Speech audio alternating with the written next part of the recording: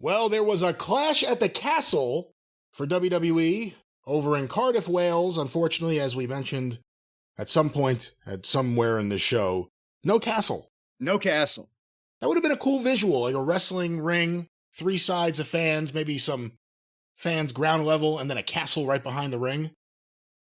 Would it have needed, because they had in the open, they have great castles. Wales is beautiful. I saw the open, the cold open, and the castles and the scenery, and it was a hell of a piece of TV business. And they've got castles there. They seemed, a lot of them are on mountains. It might be hard to set like the old rib when they used to set the ring up at a racetrack for a spot show. It was a banked track, and you'd always call spots where the guy had to run uphill as a rib. But I digress. It would have been, but a real castle is what you're saying, or you wanted them to build a castle? If they could have done a realistic castle, maybe a Hollywood-style castle, I would have gone for that, but it would have been nice to have a castle. What about if the drawbridge was to fucking break loose in the middle of the match and fall down like the fucking Buster Keaton spot, but it would squash all of the people in the ring? Or that could be fucking Brock's new finish or something. If I'm building this thing from scratch, I don't think I need a drawbridge. It could be more of What's a castle without a drawbridge? What do you just, everybody come on in? What, the open castle borders is what, fucking doomed the goddamn, the Huns when they were taken over by the Moops.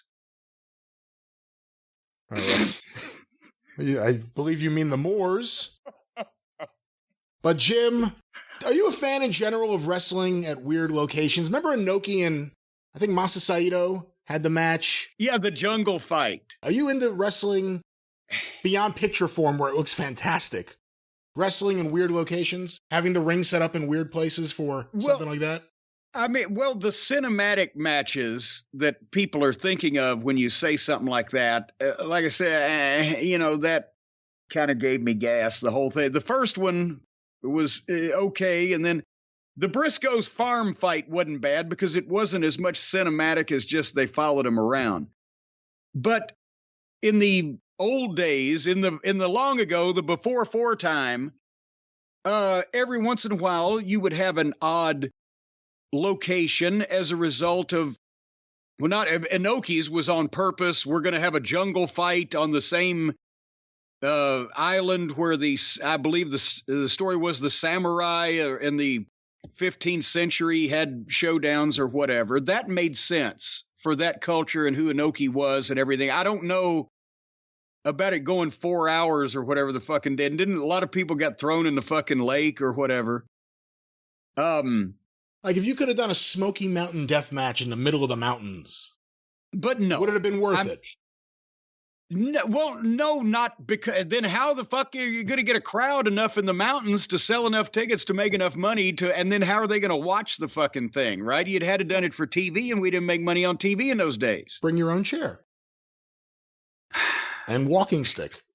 But no, sometimes there were cool locations just by the nature of some business opportunity that came up. Like remember Jeff Jarrett and Dutch Mantell had the match in conjunction with the orchestra up here in Louisville, and it was on Kentucky Public Television, and they put the video of that in the Smithsonian. And there was oh god damn it, where was that cool location that they did a wrestling show at? Not or on the opposite side of the coin. Remember WCW doing Sturgis with the motorcycle that was the rally? Worst. That was the worst. That's the opposite side of the coin of when a location cannot be cool and it doesn't fucking work, but because of the picadillos of the people in charge, they did it 2 or 3 times. But and the goddamn prison shows, those have been done on more than one occasion. They did one at Eddyville here. Jarrett did.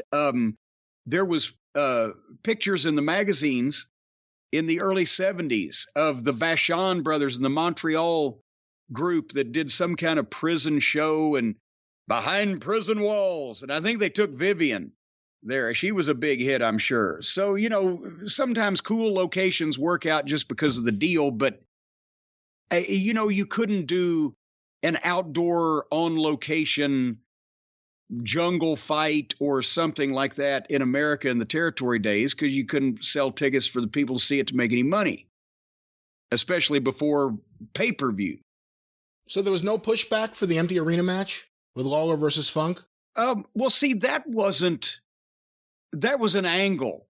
Right. That, people have forgotten, because Funk was going to Japan for Baba for a month, and they were in the middle of the program. So and that was, in hindsight, it was a mistake business-wise, and I'll tell you why in a minute. But they came up with the idea that Lawler would hurt Funk, and he'd leave and go off to Japan. The people wouldn't know it. They'd think he was injured, and then he'd come back with the eye patch on and resume the program and have even more violence, which the matches all were even greater after that. And since Funk had been saying that, it's the referees on your side, Lawler, and all these hillbillies on your side, everybody's on your side, Lawler, I want you all to myself. And that's why they did the match in the empty Coliseum. Also, because of the relationship they had with the building, they could get in there alone at like 1 o'clock in the afternoon that day before the show that night. And then Funk took off and wasn't even on the card that night. So nobody knew it had happened. But the mistake was they hurt the wrong guy. They had to do something to cover up for Funk being gone for a month. But in hindsight, everybody from Guy Coffey on down said it took heat off of Funk that he had built up when Lawler pretty much stabbed him. His eye is got a fucking wooden stake stabbed in it. And he's bleeding profusely and screaming, my goddamn eye, somebody help me. Well, fuck, then by the time he came back, and now the heel's trying to get even.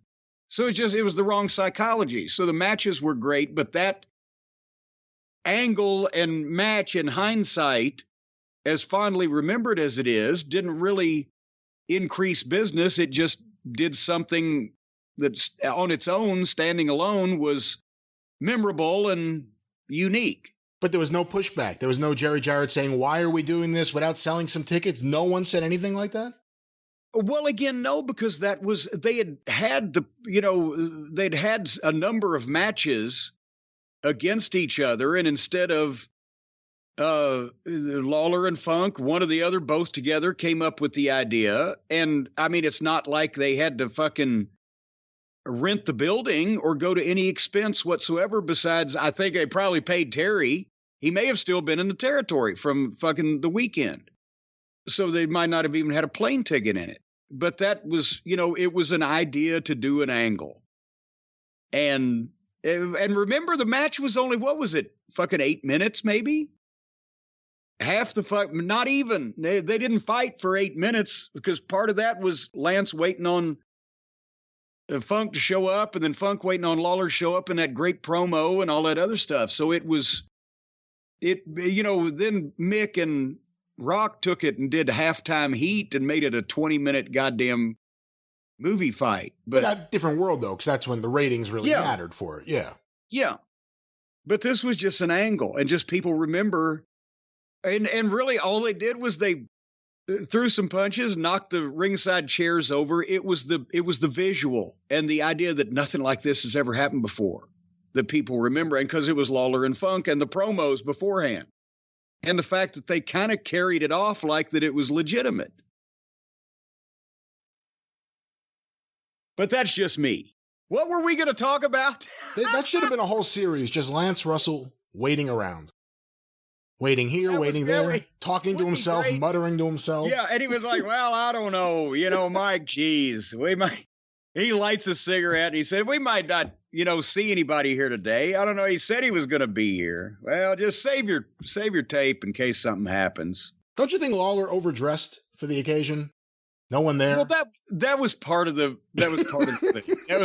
fucking deal.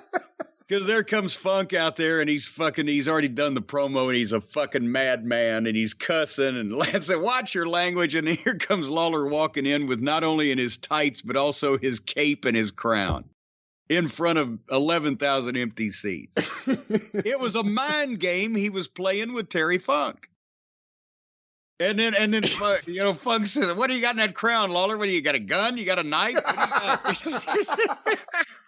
Because he was holding it. He was holding the crown. Yeah. This was more fun than Clash at the Castle. Right. This has been the review of Clash at the Castle, ladies and gentlemen.